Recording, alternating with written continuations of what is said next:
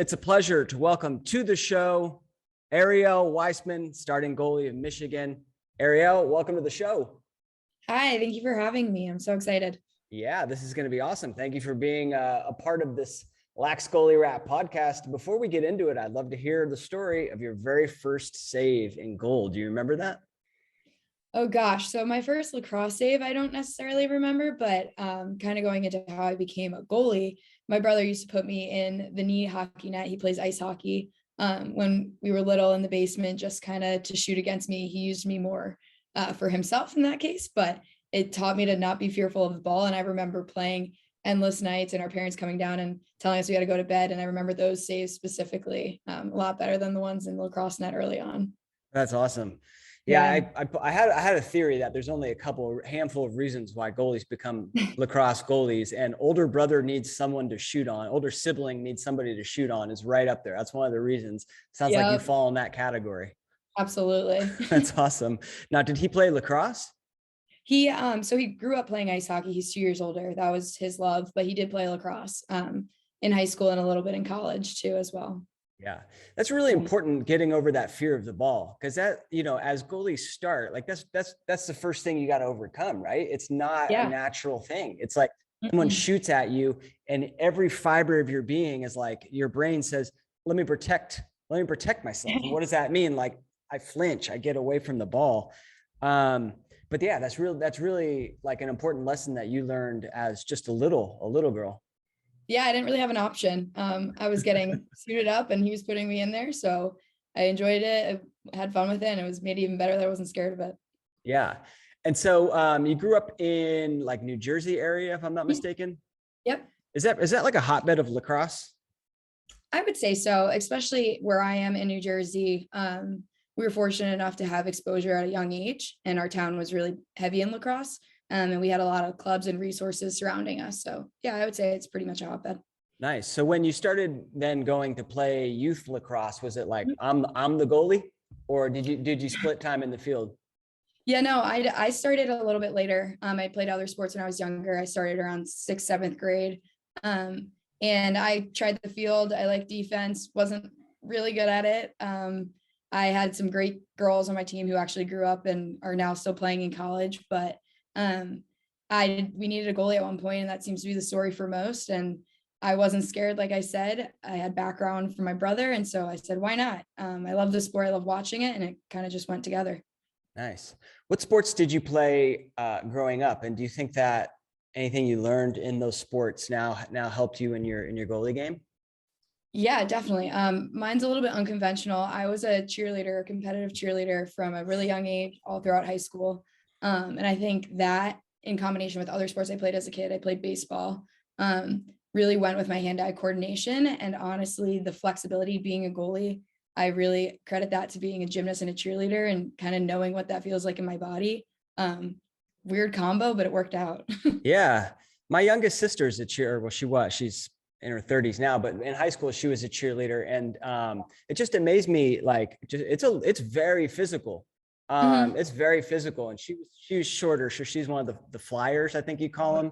Like, and she would get thrown up and do the moves, and yeah, it's a lot of movement with your body and a lot of physicality to it. So I don't know, and balance, right? I mean, I'm sure, yeah. There's a lot. I was a base. I won't get into details of what that means, but I was at the bottom holding the girls, and I think a lot of the things that I learned from cheer about how to kind of use your core and utilize that in balance and explosiveness in terms of tumbling and skills, like really did translate to being a goalie. And a lot of things that you're taught at a later age about being a goalie and changing your stance was natural for me because I knew how to use my body in that way when a lot of kids were just learning. Interesting. Is there you're doing the cheerleading as a group, like, so you are a team. Is there an element of like teamwork involved in it? Oh, 100%. I think that you need teamwork, and you're trusting people to hold you up, to catch you. There's a level of just like transparency across the board. And as much as it's a routine sport like gymnastics and some others may be, it's all founded on teamwork and figuring out how to work together to make sure that your stunts are hitting or that the formations are in line. Yeah. And would you guys do a lot of gymnastics type exercises to train? Yeah, absolutely. That was kind of where my bread and butter was. I was a tumbler. I like to flip, push my body to the limit. So yeah, that was my favorite part. That's awesome. Can you still do Yeah, flips? I can. I'm not allowed to right now, considering we're still in season, but I said once Oh, I'm no. See, here's what done, I'm thinking. I'm you thinking you know, make a sweet save, chase it out, clear it, backflip. yeah, All right. All I right. Think might about have it. to pull it out. I'll think Okay. about it. Love it. Were you a catcher in baseball, by the way, or did you play like in the field? I played in the field. Okay. I was a little bit younger. I played up until 6th grade, but it was just where my hand-eye kind of started. Yeah, yeah. I played baseball growing up too, and I was an infielder. And I feel like there's a lot of, especially when we talk about like soft hands, Mhm. for making the saves. I feel like a lot of that to me, I learned taking grounders, right? Because if you have hard hands, the ball hits your glove, Yep. pops out. That's an error. Yeah, Um, absolutely. And so just reaction speed. I think as you got older, you're not playing T-ball. It's not rolling 3 feet off of the mound. Like you're starting to play at a higher level and you're starting to have to enhance that speed and reaction time. So as a goalie, that's yeah, something on every day. yeah, that's totally true. That's totally true. Like as an infielder, you get down like almost in a goalie stance. I mean, your Mhm. gloves sort of on the on the ground. So envision it like you're up a little bit more and your hands are up. But it is kind of the same thing. Like you're reading that ball off the bat and making a quick first step to go get it. Right. Yeah, absolutely. Yeah. All right. Take grounders. You might have to get back at it. Yeah. It's a Right. job. There you go. Well, cool. So how did you then, as that young goalie, how did you go about learning how to make saves? Yeah, I didn't get any formal training until I was in high school and I decided I wanted to continue my lacrosse career and hopefully play in college. But I was against shooters who are now All-Americans. Ali Mastriani, Melissa Hawkins is one of a great defenders at Vanderbilt. And we just were playing at a really high level from really early on. And we had great coaches in town who had also gone through the recruiting process and played at a high level, and who challenged us each day. I think seeing as many reps as possible is huge as a young goalie, just because it's all about learning and seeing different scenarios. And I was getting that exposure really early on, which I think really set me up for success now. Yeah. The I talked to a lot of goalies and we just did this whole goalie summit where like a lot of great goalies gave presentations. And one thing you hear over and over is reps. Yeah. I think a lot of young goalies go, hey, what are some drills I can do to do X, Y, and Z? And like 9 times out of 10, the answer is just take shots, right? Mhm. Like, what are some drills I can do to help myself on bouncers? Like, go out there and see 500 bounce shots, You'll right? figure it out. Yeah, yeah, exactly. You kind of figure out what works. So, so it sounds like you got that, and you were playing like at a 6th grade level. Those girls were on your team. Those Yeah, All-Americans. Wow. Yeah. I was surrounded by like my close group of friends to this day, and my team all went and played Division I lacrosse. So we had that bond between us, and really everybody went different ways and wanted to be the best player at their school, and used each other when we're home, and we still do, to brush up on our skills and keep pushing each other. That's great. That's Yeah. great. At that young age, or maybe into high school, were you like a lax rat? Did you just like love lacrosse? There's some goalies that are great now. They're just like, no, I didn't watch that much lacrosse, love playing it, but I didn't really watch that much. I'm curious, how you were, and if you did watch goalies, like who were some of the goalies you like to learn from? Yeah, so I wasn't like an lax rat, so to say. I had so many other things in my life that I loved as well, but I did love the sport of lacrosse. And as I got more invested and I realized this is where I wanted to go with my future, I absorbed what was out there. I was really fortunate at my club to grow up with some great goalies. Mallory Weiss was a few years older than me. She went to Northwestern, was on the USA team, and she was incredible. I think she played with a level of fearlessness that not many goalies did in high school. And I just admired her in every single way.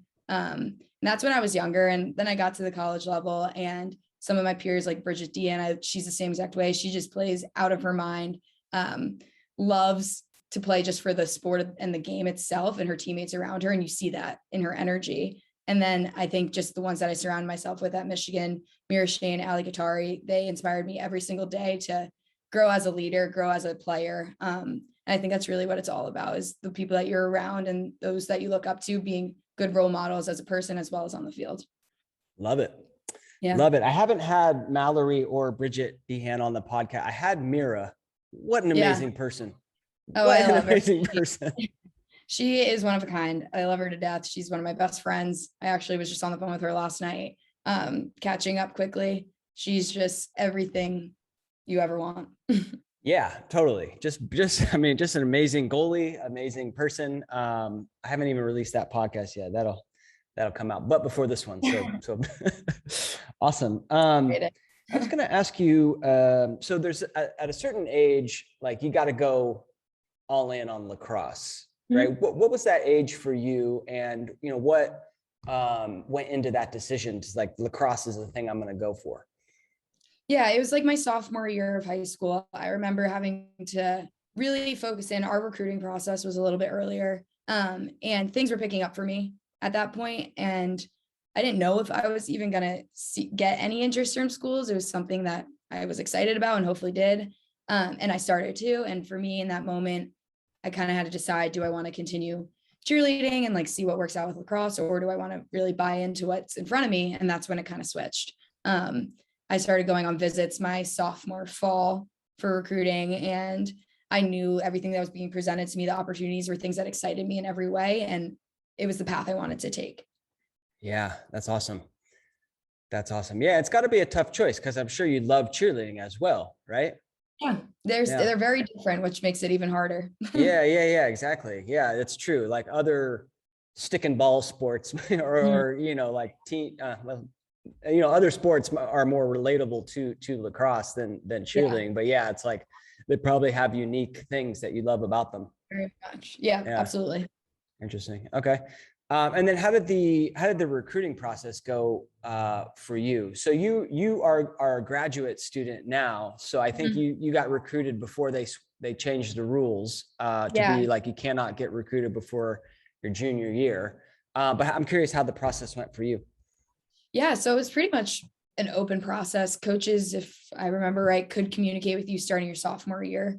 It didn't have to no longer go through your club or your liaison, whoever you're using beforehand, which is still very early. I love the new rules. I think it allows kids to get to know themselves and get to know what they're interested in before trying to figure out where they want to go to college. And so for me, that was a little earlier. I started going on visits, got interest early on, and was traveling, seeing schools, and my parents were great in backing me in what I wanted to do and helping me realize lacrosse isn't everything. And that's something that I valued even when making my decision to come back a year ago, that lacrosse is the cherry on top. You get the opportunity to represent your school and the sport you love, but what are you going to do with your degree after, and where is that going to lead you? So that was a huge factor when I was deciding where I wanted to go. And Michigan's great academically, athletically. I personally couldn't see myself anywhere else, but also for me, little details, like I grew up around hockey. That's where I founded my love for lacrosse. It all translated. I wanted to go to a school where outside of lacrosse, I could find things of my interest. So we have a great ice hockey team. We're competing in the Frozen Four this week, and I love going to games. And that was an outlet for me when I was missing home or something like that, that I could go to. And it was comfortable. It was just the total package for me coming here. And sometimes schools don't have that, and they may have a great lacrosse program, but it might not be the fit for you. So I really weighed everything for what it was and took my time. I waited till the very last day to give an answer. And even after that, I know I made the right decision, but I was like, was that too soon? And my parents were like, no, you're happy with what you did. You're fine. And so I think everybody's is different, but do what you want for yourself, not necessarily for you as an athlete at the end of the day.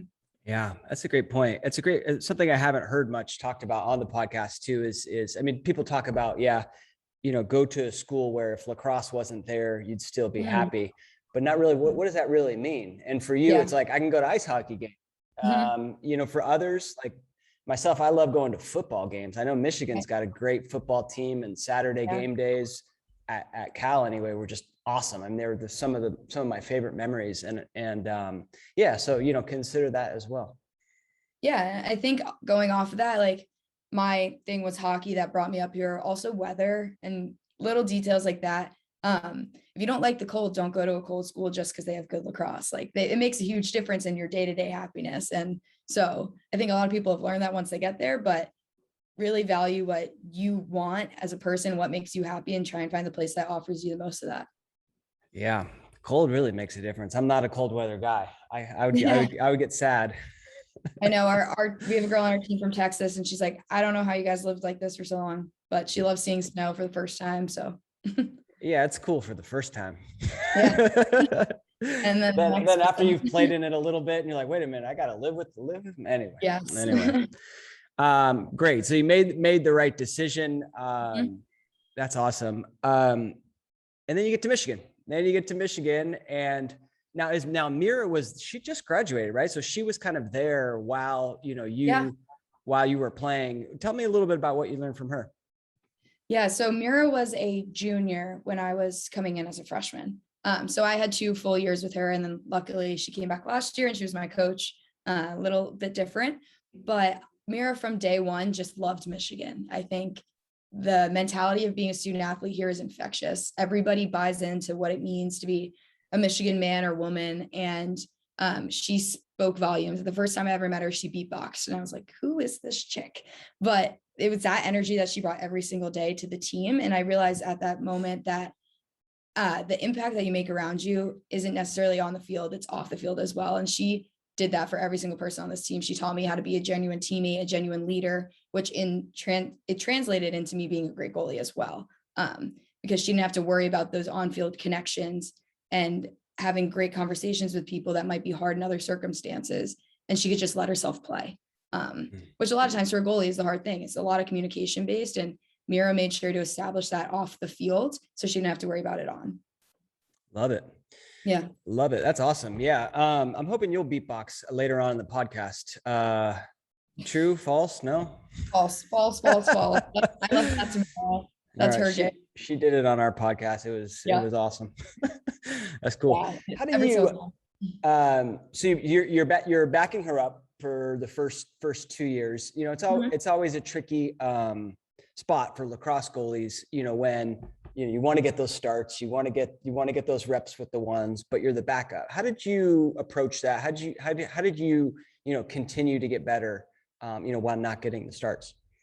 Yeah, absolutely. I think I wish it wasn't a unique circumstance, but I think for me it was. We had 3 goalies at the time, and our coaches were just coming in. So I came in on a big culture shift from what it was before. And this was all I knew at this point. And our goalie coach, she made it a point at that time to say, there's not a 1, there's not a 2, there's not a 3. There's not a starter. It's who's starting that day. And every single day in and out, we pushed each other rather than pushing against each other. We weren't fighting against each other for a spot. We were all fighting to get better as goalies. And that was something I think not many goalies learn. We all come in as being the stars at our school, and we're great players, but there's only one on the field, and that's okay. That's the nature of the position. So learning what your role is within your group. And I try to tell the goalies under me this all the time. We're a family. It doesn't matter who's on the field. We support each other, and everyone really buying into that is huge. But with that culture shift I was talking about, Hannah made a great point to preach, and she still does, that everybody has a role on this team, and it's your job to do that role to the best of your ability. And my role that year was being the scout goalie. So at first I was a little frustrated by it, but once I absorbed that role and really fulfilled it, I was playing in goal lefty, and I was having fun, and I was making crazy saves, and I was finding the love in lacrosse while helping my teammates get better. And I think that was the dynamic of our team and the goalie unit at the time that was so great about it. And that's why it really showed through the following year when everybody was bought in, and we had a great run. Wow, that's so interesting. So the scouting, you were the scouting goalies. So you would essentially watch the goalie you're going to play the next week and then try to emulate that goalie style. Yeah. And sometimes it was really easy. I found a lot of goalies play similar. And then, as simple as switching to your left hand made it difficult. And when you make a lefty save and you're a righty goalie, you feel like you're on top of the world. Yeah. But yeah, it was so much fun. Sometimes I'm like, can I hop into scout? I miss those days of just being able to throw everything away, not worry about it, and have fun. But yeah, so that was a huge thing. And I think a lot of times you just fall off the back if you don't find purpose in what you're doing every single day. So that's very important, that whole thing about everyone's got a role on the team, and maybe you're the starter, maybe you're the a vocal team leader, or maybe you're the scout goalie, and each one's equally as valuable. You just got to do that to the absolute best of your ability. Yeah, absolutely. Yeah. The other thing about I always encourage goalies, not so much in season, but more like when they have some time to just experiment with different styles. And, you know, it sounds like you were doing that. I'm curious, like, was there anything that, maybe not playing lefty part, but like, was there anything that you tried out? You're like, wow, this is actually, I like this. I'm going to start doing this. Yeah. And I think as your game adapts, your style adapts as well. I've changed my stance like every single year here.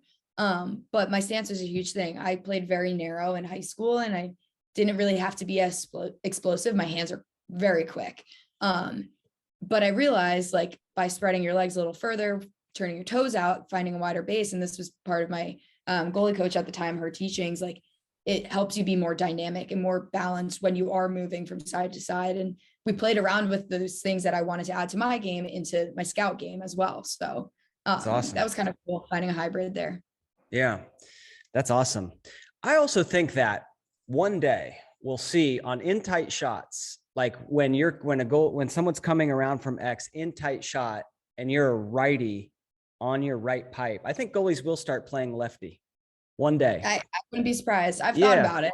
Like, why not? Too. Let's just try it. Yeah. Not so much on outside shots, but more just in that one scenario. Cause, you know, especially like in the men's game, like if you have a little bit of height and like your body covers the entire pipe, like why have your stick by your head there? I don't know. We'll see. I might not be able to test it. I'm 5'3", but we'll give it to somebody who can play around with it. I'm 5'8", so I'm not that tall on the men's side, but yeah, those taller goalies, we'll let them do it.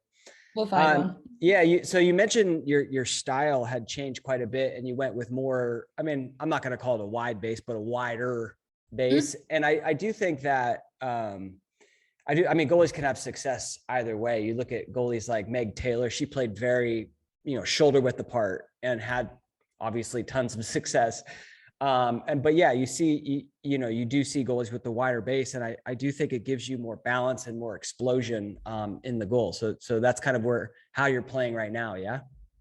Yeah, a little a hybrid, I'd say, goes day to day. And even now, having scouted teams and been on the scout side and playing my game on our side, I've still found a balance of being able to say, okay, these are the types of shots we're seeing. I used to play like this. Let's change this week. Finding comfort in the basics, but then adding in elements that you may not do day to day just to give you an edge. Yeah. One thing I wanted to talk about, speaking of your style, and we'll see this when we watch some tape. And now I think I know exactly where this comes from, knowing your background. But one of the things you do when the ball is at X is a lot of goalies will turn and like face, the ball at X, right? You do it more like an ice hockey goalie. Yep. Right? Like kind of you're facing forward, but you're looking over your shoulder and it comes from the ice hockey, right? Actually, no, I'll keep calling my goalie coach, but her name's Ginny Cappuccioni. She played box lacrosse and was on the USA team. Incredible. That comes from her. Which box is similar to ice hockey in the stance that they use there. So right idea, different path of how I got to it, but she taught us that. And Mira did it too. And we all loved it once we learned it and got comfortable. Yeah. What do you love about it? It just takes away an element of the game that really wasn't helping us. The speed of lacrosse at a college level is so fast. The skill and the talent that players are coming in with, attackers, each day gets faster and faster and crazier and crazier. And being a goalie kind of stays the same. Our role is to make the save and doesn't change much, but little details like looking over your shoulder instead of turning completely around, and the time it takes for you to turn back when it's fed in is narrowed. We don't really have much. It's just a turn of a head, following the path of the ball and reacting from there. It doesn't put you out of position. You're in the middle waiting for the shot by the time you turn. And I really think the speed of the game was the biggest adjustment for me, and that helped a lot. Awesome. So your junior year, you get the start now. Yeah. Yeah. 2020, we're a couple games into the season and bam, pandemic time, right? I'm curious, it was the pandemic threw a wrench in everybody's life. Let's be honest. But for an athlete, it's tougher because a lot of times, and I don't know if this is you, but a lot of times people are like, their identity is lacrosse, right? Their Instagram handle is Lax Goalie 2021, right? And when that's taken away, all of a sudden it's like, well, what do I got? How was the pandemic canceled season for you guys? Yeah, for us at Michigan, it was a little tough. We were coming off a great season the one before. We're still a young program, so we felt like we were hitting our stride. And when we had to step away, it was hard. We were doing really well in the season. We hadn't hit Big Tens yet, so we didn't know where we were. But I think it really helped us with our culture and figuring the things off the field that so when we came back the following year, what we thought was going to be 2 weeks, we would be in a good place. And I also think it helped everybody just grow as individuals, realizing we love lacrosse and how much we value the sport and how much it really means to us in our lives every single day. And when it's taken away, what that feels like. And so coming into the next season, our mentality completely shifted. We appreciated the game before, but we appreciated it even more. And we were so beyond grateful to have our own facilities each day and have the resources we had to continue playing lacrosse in the middle of a pandemic. That not many had the ability to do. So the culture of this team really, really shifted in a positive direction, and the people just grew from it. The athletes came back in great shape because all we could do was run and burn off steam all summer long. And it was something we didn't have to worry about when we got back on the field. That might've been a worry in the past. So there was silver linings. Yeah, great point. Great point. It's like nothing makes you appreciate something more than having it being taken away. Absolutely. Right. And for many people, unfortunately, like maybe you lose a loved one, like then you start, I wish I could have X, Y, and Z. But then, fortunately with lacrosse, you get that back. Right. And now you can be a little bit more grateful and appreciative that we get to play this beautiful sport. That's awesome. That's similar. Like that was something I valued and was taught young in my lacrosse career from our high school. We had a similar kind of connection to the love of the game in the sense that there was a athlete, Michael Bruce, he was on the men's side way before I was there. And unfortunately he passed away due to other ailments, but it was instilled in us. Michael loved the game, and he was the kid on the sideline jumping up and down and scoring the goals and just pointing to the person next to him because they gave it to him. And we said every single day growing up that play every game like it's your last. So when the idea of it could have been my last hit me, it was something I was prepared for, because every single day I go in with the opportunity of how grateful I am for this game and how Michael loved it as much as more than anybody, and how we should love it as much as him. So that kind of put everything together with the pandemic for me, and it hit home a little bit. So yeah, that's beautiful. That's awesome. Yeah, I think anytime you can play for like a higher cause, for in your case, it's Michael. In other cases, maybe it's your grandparents or your family, I think that really helps drive you. Because let's be honest, there's going to be days when you don't want to get hit by a ball. I agree. I'm sure you have those days like right now, right? It's a cold Michigan day, stings. But you know what? If you can tap into that other power, sometimes it can get you through those days. Yeah, I agree. Yeah. I should know this, but did Michigan women's lacrosse become varsity like right when the men's did? We were a year later. Okay. So similar timing. Yeah. Similar timing. Because I actually played against Michigan. Did you know I played at Cal in the MCLA in the early 2000s when they were a club team. And we went out there. We went out to Ann Arbor and we played Michigan, and then we played Michigan State. Okay. And it was, when we played against Michigan, it was the worst game I ever had in my life. Because there's, this like, I don't even know if it has the same name. It's the Osterdorf Fieldhouse or something like. Oosterbahn. Yeah, it's like white inside. Yep. And I had never seen I had never gotten shot on with a white background. And I just had the worst time picking up the ball and just got lit up. Oh yeah, that's a tough place. Fortunately, we don't play there anymore. Football owns that, but I can relate. Our indoor facility, sometimes I get washed out by the light. So yeah, okay, I'm glad. I interviewed about 2 weeks ago. I interviewed the men's Michigan goalie Shane Card. You know him? Yeah, he said the same thing. So now you guys have got me feeling like, all right. It's a goalie alliance over here. We know the indoors are a little tough to be in.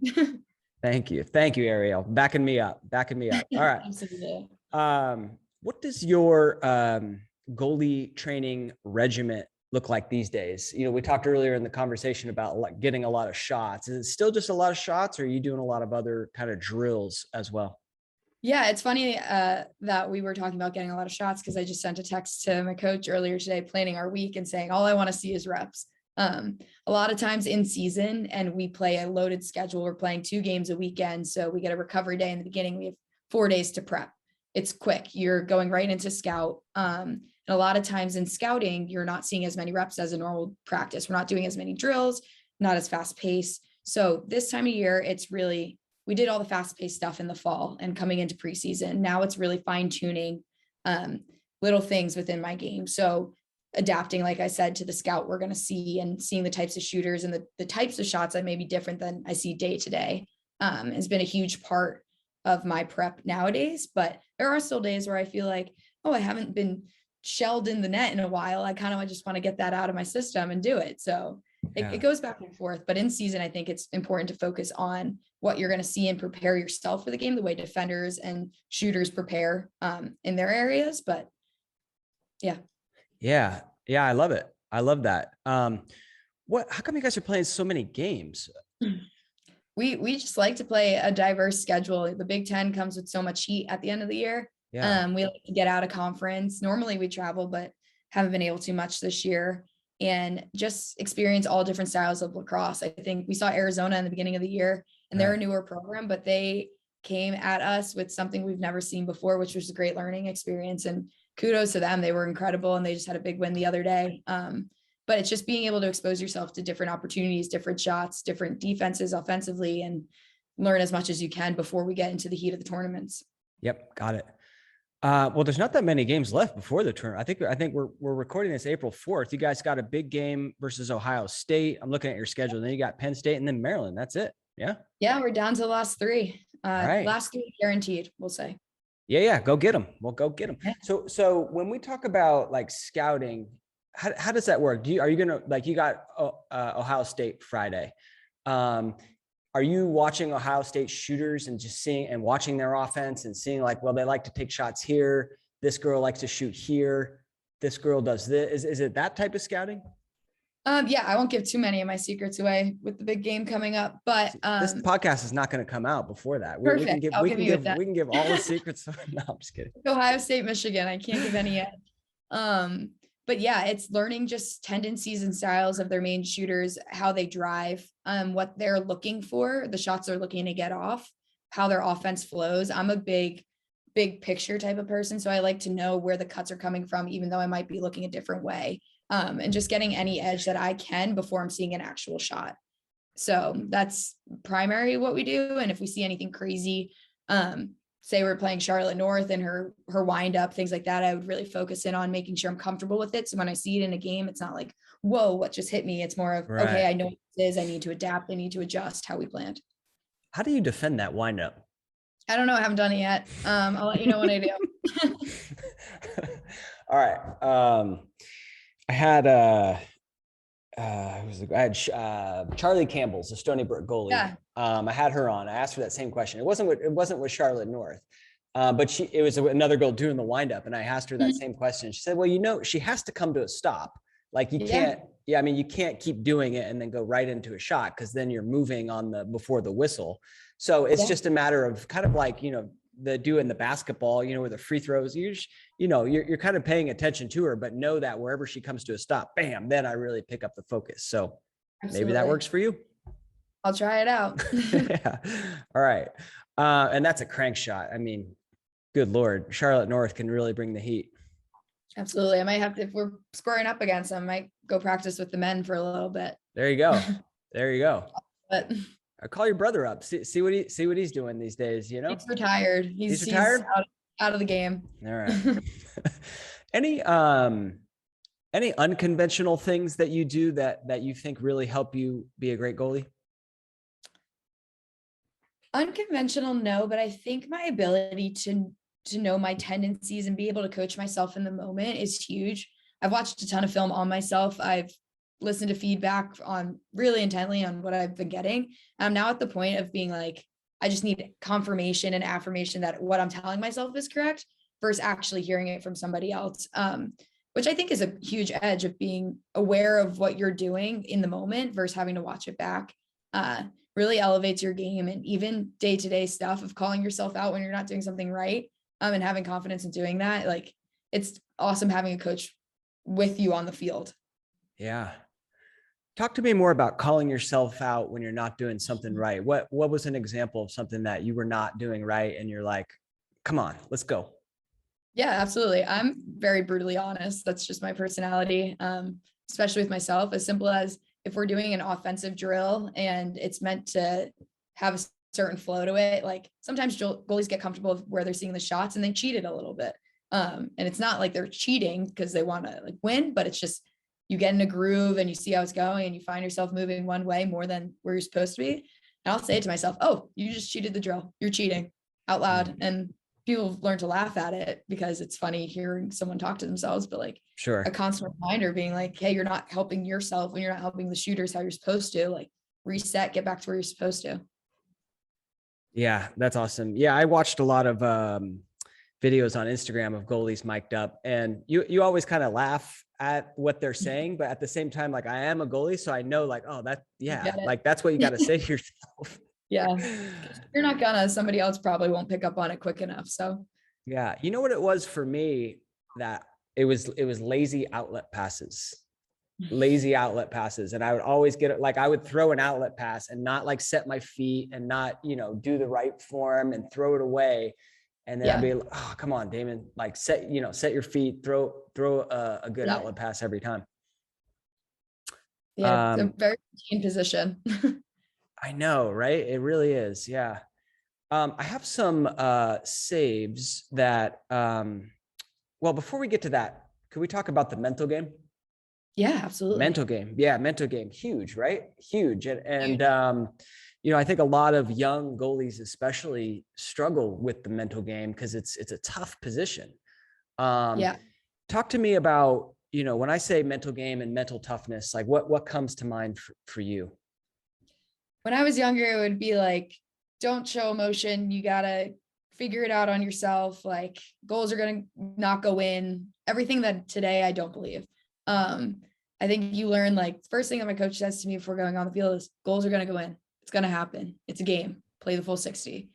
And allowing yourself the gap to be comfortable with, okay, not laying off the pedal, keep pushing it, but like adapting as the game goes on, and not really badgering and being hard on yourself because you'll never allow yourself to grow from there. I think for a really long time, I struggled with that. My mental game was probably my biggest hurdle as an athlete. And I think that's what's given me the edge this year. Last year, I wasn't really confident and comfortable in my mental game. And this year it's my biggest strength. And it took a lot of work, but as a young athlete, don't get too hard on yourself. Goals are going to go in now. They're going to go in for years to come of playing the sport. That's why we play. And use it as fuel to excite you and figure it out and learn as you go on. So maybe that doesn't happen again, but giving yourself and backing yourself from the very beginning is all you really need. And validation from the coach. You don't need approval from them that you're doing the right thing or the wrong thing. You're already your toughest critic. So don't be too hard on yourself. Yeah. Great lesson. Great lesson right there. I mean, a young goalie shot me a DM on Instagram the other day, and she's like, I feel like I don't have confidence in the goal. Same paragraph. She goes, I had a game where I had 20 saves, 10 goals against. And I'm like, you gotta believe in yourself, right? Like that is amazing. 20 saves, 10 goals against, 67 save percent. That's all-star caliber, right? Yeah. Especially in the women's, because of where the shots come from, just so close every single time. Like the save percentages are a lot lower than the men's game. I'm like, that is all-star level caliber. Like, why would you doubt yourself? Why would you write me, you're not having confidence, and in the same line say like, so it's just believing in yourself, and it's hard. It's very hard. I get it. Yeah.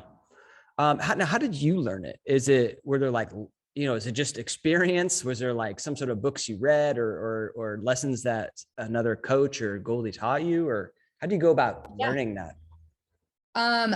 I think coming in freshman year, I thought I was untouchable. And that came, I think, from my confidence in the crease, never really being challenged for my position.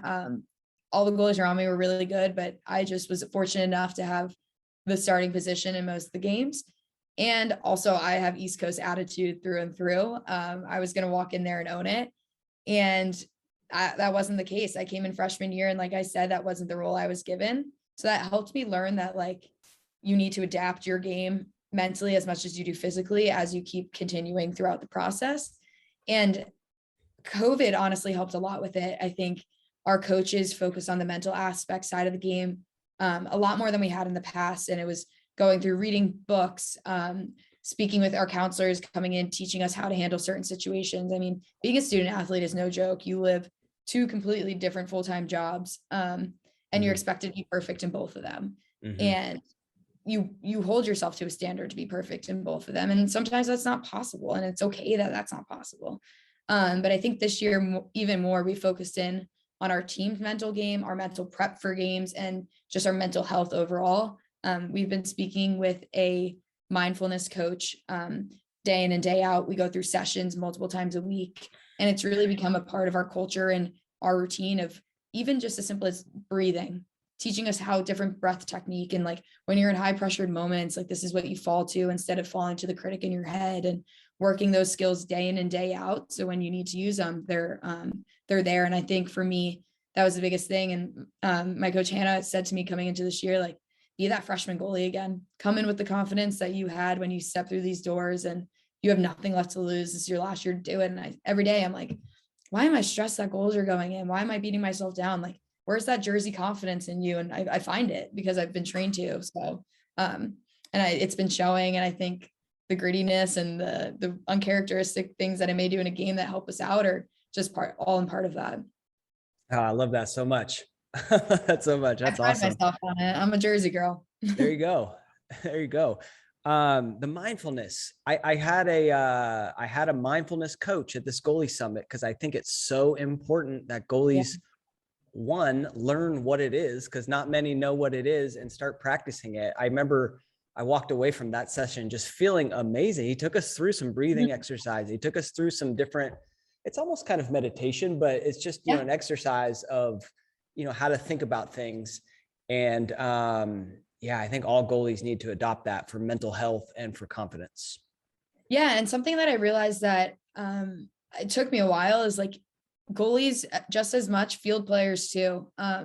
The mental game is the biggest edge you can get and the biggest setback that you can have. And us having the conversations and COVID allowing the stigma of mental health to kind of be fading away, it created a whole different world for our team of comfortable conversations and admitting that you're stressed and admitting you might be having a bad day and it's affecting you on the field, and being comfortable with talking to people about it, including our coaches. I think two of our coaches are Australian, weren't able to go home, see their families, and saw the mental toll that it could kind of take when we don't have lacrosse. And in a way, it broke my heart to see that. And they also helped us grow as athletes and our team progress, which is their love, kind of moving forward. So it's open, fluid communication, which I don't think many teams have out there with their coaches, which we value so much.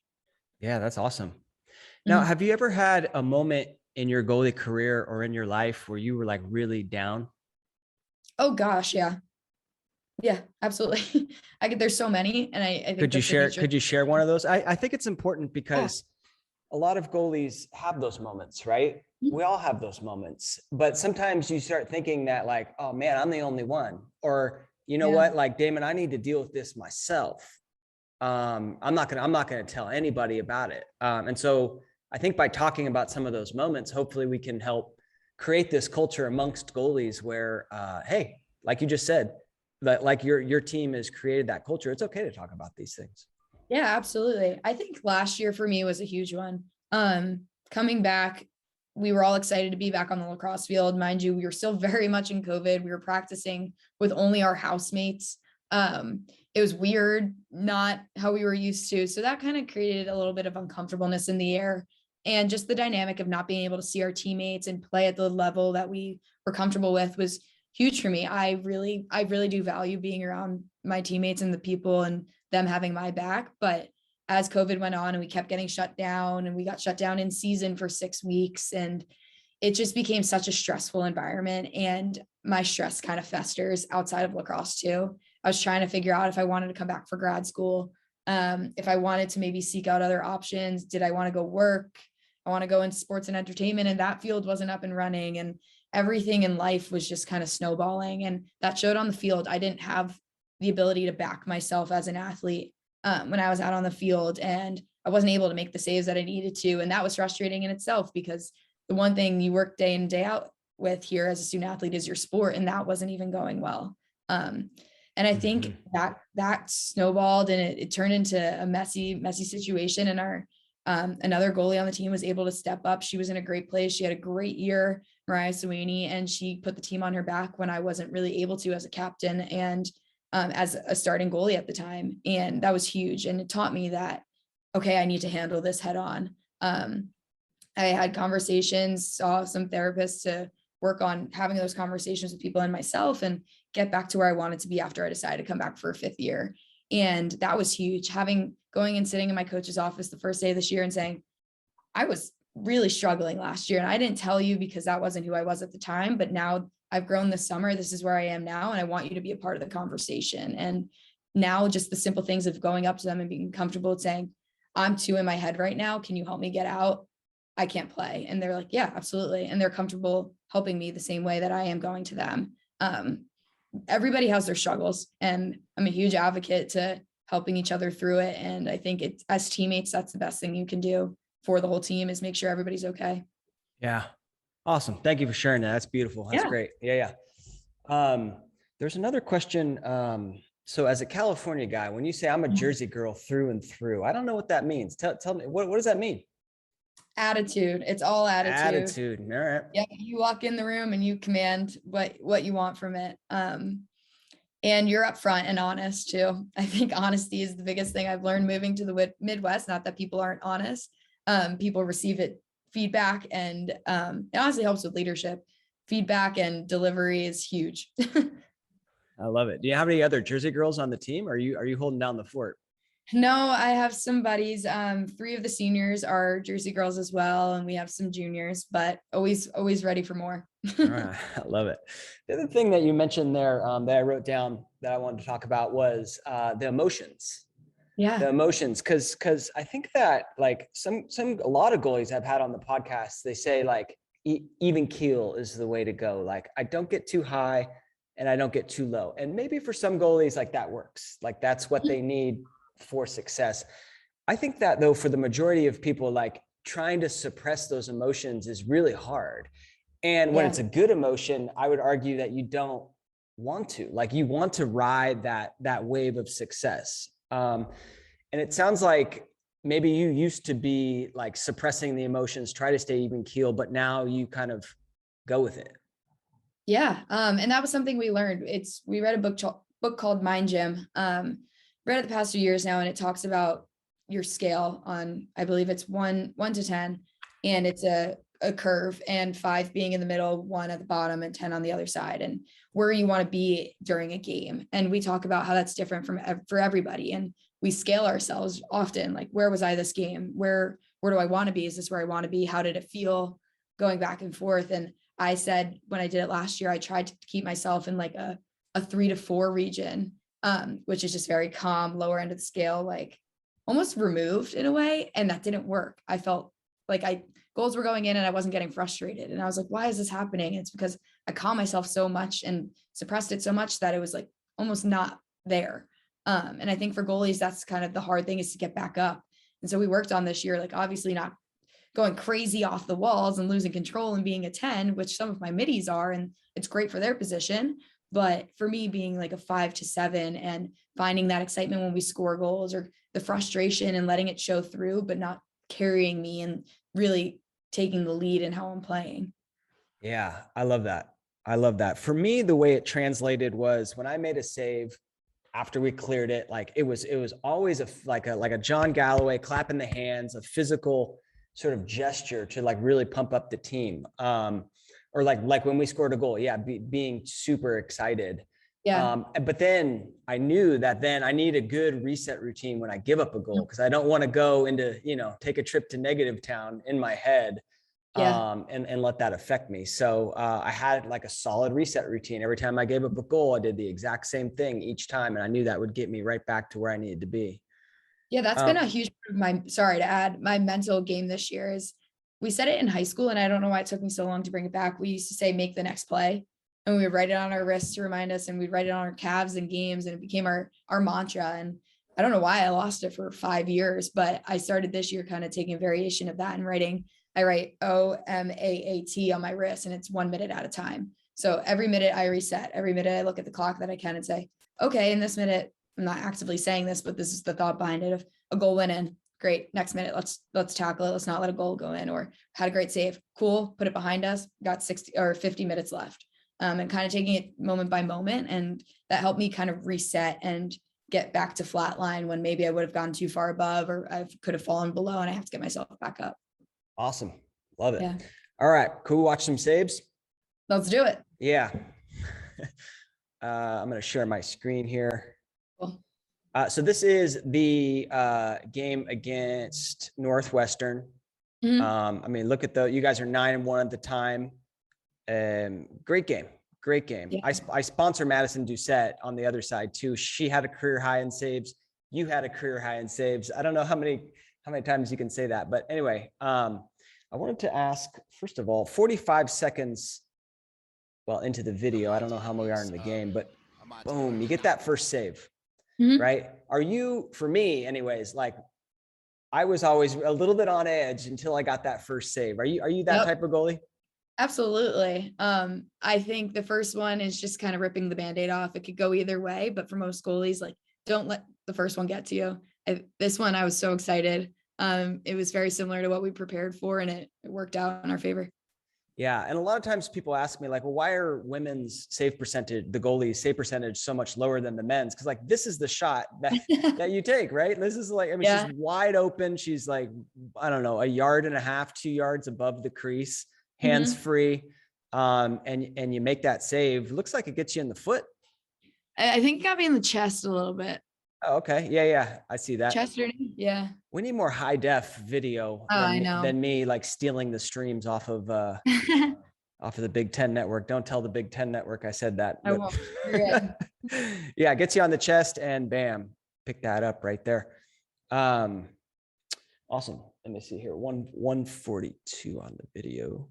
Oh, this is sort of the behind the goal. I wanted to show a visual of that. So here you can see the ball at X, and you're not, your chest is not facing behind the goal. You're looking over your shoulder. And we talked a little about that already. So I don't know if we need to go into much detail, but I just wanted to show the visual, and then you can just take a little short step to the pipe there for a save. Yeah. Beauty. I love that save. Got me excited. I don't show it, but I remember feeling really good after that one. It's something I've always thought was my Achilles heel, and we repped it out so much this season that everything came together. It was easy, high to high, make the save, get it upfield, put the first goal in the net, I think happened after that. Yeah. But one thing that's really important, and this is Lauren Gilbert, by the way, All-American, right? And one thing I want to point out is, so she kind of throws a fake like below GLE.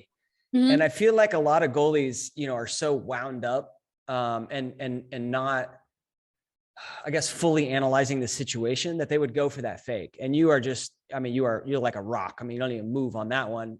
You don't move on the fake, I mean, and then bam, stuffer up high. That's a great save. Yeah, I bit a little bit. I'll give it to her. She got me. What? I don't know. I've watched this a couple of times. Did you? Yeah. Your hands kind of drop, but I don't know. You're kind of like loading up. Yeah, I'll go with that. I'll tell my coaches that's what it was. Yeah. Tell them Coach Damon said I was loading up. I want to check out this save right here. One of the things that is interesting in your game is a lot of goalies have like their top hand like chin level, right? When they set up, or sometimes goalies go even higher, more like eye level. When I look at you, it's chest level, and I'm curious, why you go with that approach. Not to say it's wrong. You've had great success with it. I just want to hear the story behind it. Yeah. We all here at Michigan, I'll say, believe that relaxing your top arm is a huge part of being able to be explosive to a save. So that starts, I think you can see here, my hand is pretty much open. My bottom hand is the one that I have the tighter grip on that guides the save. So having a loose top hand also goes with having a loose top shoulder. And we always do like, here, I'll grab my water bottle, like a test of holding it out and like dropping it to where it's comfortable, where you're feeling like you're trapped and your back's relaxed. You can kind of feel the difference between that or holding up higher. There's a little bit more tension. I think explosion is huge. My hands, I think is the best part of my game. And when they get stiff and they tighten up, that's when I become a little bit rigid. And I find myself behind making the save. So that's why I hold them a little bit lower. And that's my personal thing, but I know it's different for every goalie, and everyone makes saves differently.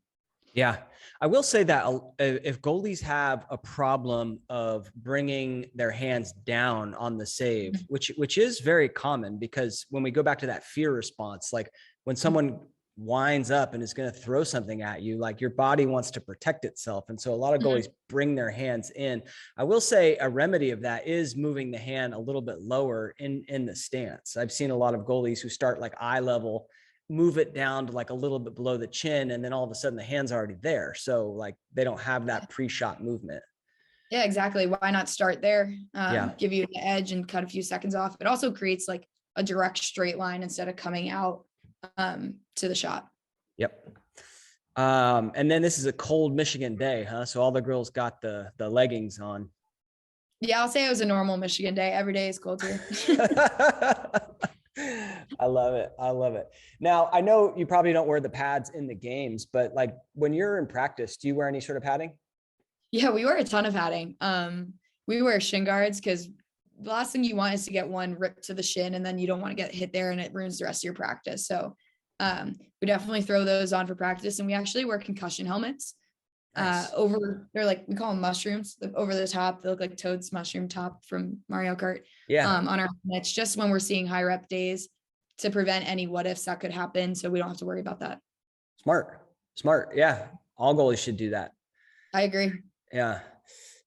See, and then again, this is like, sort of a hands-free low shot. Are you, when she gets that close, are you sort of reading her body language? I mean, it kind of looks like you're moving low before she shoots it, right? So you're already down there by the time she shoots. Are you, when she gets in that close, are you sort of read them and beat them? Or what's your approach there?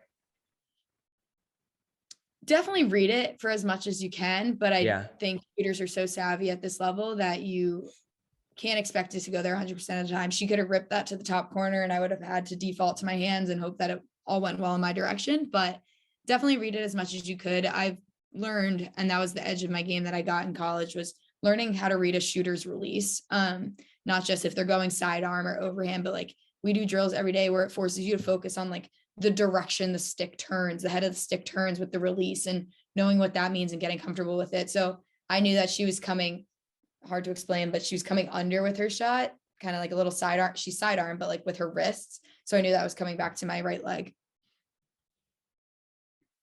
You lost me there. So you knew she was not going low to high, is essentially what you're saying by reading these wrists. Yeah. Even higher, looking at her, I know how the wrist works, the movement through, and how that like looks from the head of a shooter. Yeah. And I will say that, like, I mean, this defender is sort of like on top of her hands. And at that point, like, if she's going to rip it low to high with the defender on top of her hands, I mean, I would tip my hat, right? I would say that's a great shot. I'm not going to get that one. Absolutely. She can earn that one. Yeah, you earned that one. But man, beautiful save. Head over the ball. Like, love it. Love that save. Looks like you go with the Stx Shield. Not many goalies are using the Shield. Talk to me about the Shield.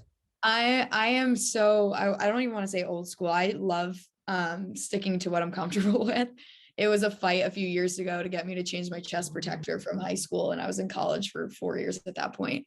I just think it's always worked for me. So why get the new and improved when it's doing its job? So I've always played with that. Love it.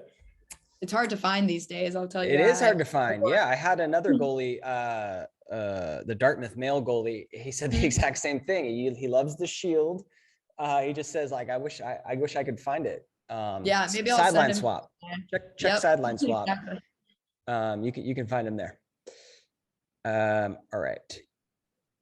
Would you call yourself like a flat arc goalie? It looks like, in this 8 meter, I mean, you're set up pretty flat.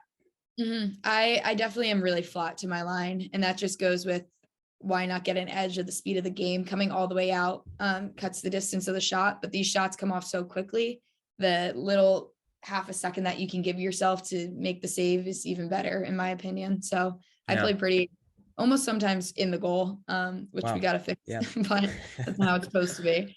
Yeah. Pretty flat. Yeah. Love it. This move is pretty sweet. So this, Oh, if you just got the audio, the girl sets up, I don't even know who this is, but Northwestern girls on like the second hash. Yeah. It's and Aaron. It's who? Kuykendall, number 2. Kuykendall. All right. So she goes to like wind up like she's going to take a shot, right? And then whoop, fakes it and just slips right between those two girls, and it's 1-on-0, and bam, you stuff her. What a save. The funniest thing about that one is we do 8 meters all the time at practice. And that week, one of our defenders was like, I just want to mess around. Maddie Burns. She's like, I want to take a shot. Did the same exact thing the day before. So I swear if she had not done that, I wouldn't have been so relaxed, because I wasn't as caught off guard as probably I should have been, that it happened. And she was just goofing around, but I was like, why don't more people do that? Bam, next day. Oh, that's awesome. Cool story. Yeah. Why do you go with number 26? That's a funny story. We got into school, and we were picking our jersey numbers, and I wanted 8. Michael Bruce at high school wore 8, and I wear it on my helmet. That's like the number you're given if you're honored to be able to represent him on the field, and 8 wasn't available. So I went with my next lucky number, which was 11, wasn't available. And I got tossed 26, which I absolutely love. There's no story behind it besides that it just kind of fell into my lap. Yeah. So. Love it. Yeah. It's tough as a freshman sometimes. I know I was number 30 in college because like my top 2 choices were already taken. Yeah. So sometimes you gotta go with what you got. Wanted to be a little different too. Our other goalies at the time were 33 and 44, and I wasn't going 55. So I picked the one that doesn't have the same digits. Yeah. This is a cool angle, just to show the, the over the shoulder look, as well. Let's see.